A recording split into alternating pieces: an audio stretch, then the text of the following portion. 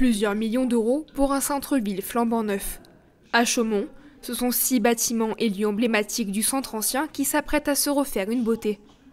Des travaux qui sont motivés par une urgence liée au bâti, des obligations écologiques, des programmes pluriannuels ou des initiatives de l'État. Ça conforte notre beau patrimoine. À un moment où la ville se lance dans la demande de labellisation ville d'art et d'histoire, il était important que la ville donne l'exemple. C'est aussi de l'économie, puisque c'est des travaux importants. Le palais de justice, ça a été dit, 4 millions. L'hôtel de ville, plus d'1 million. La basilique, 1,2 million, 1,5 million de travaux. C'est aussi pour l'économie locale, pour les entreprises locales, puisque ce sont beaucoup des entreprises locales qui vont travailler sur ces travaux. Mais travaux veut également dire nuisance. Les Chaumontais ont été conviés à une réunion publique sur le sujet afin de poser toutes leurs questions. La plus grosse inquiétude reste le stationnement et la circulation. On en est conscient qu'on va essayer de faciliter pour les riverains le stationnement et la circulation.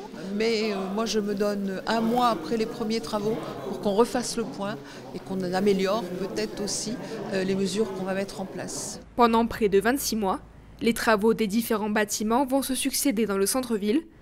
Ces opérations ont pour but d'embellir Chaumont, mais également de compléter la candidature au label Ville d'art et d'histoire. Les travaux soutenus par l'État avec le programme Cœur de ville. C'est plutôt un programme qui vise à revitaliser les villes-centres. Ça concerne plus de 220 villes en France, presque 230 je crois aujourd'hui. Voilà, Chaumont fait partie des villes bénéficiaires. C'est des villes en gros entre 10 000 et 100 000 habitants qui ont des difficultés dans leur centre-ville. Malheureusement, très peu de villes sont épargnées en France. Ça concerne un peu tout, que ce soit le commerce, l'habitat, les espaces publics, le patrimoine architectural, toute l'attractivité d'un cœur de ville. Et le cœur de ville a souvent cette spécificité d'être pluriactivité. On y trouve de l'administration, du bureau, de l'artisanat. L'hôtel de ville fera notamment partie des lieux qui vont être rénové. C'est un grand bâtiment de la fin du 18e, monumental, monument historique, qui lui aussi entame une restauration en plusieurs phases, mais rien que les toitures, c'est 1,5 million, donc il faut aussi avoir conscience des coûts derrière.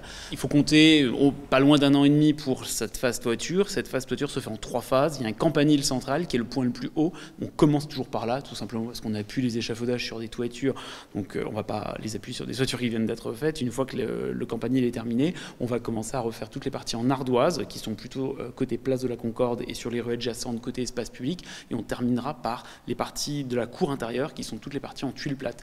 Donc le projet c'est en 3 phases pour les toitures sur environ 1 an et demi. À l'avenir, une fois que les toitures sont terminées, il est quand même envisagé aussi de restaurer les façades et de restaurer l'ensemble des menuiseries. Le chantier sera ouvert au public lors des prochaines journées du patrimoine en septembre.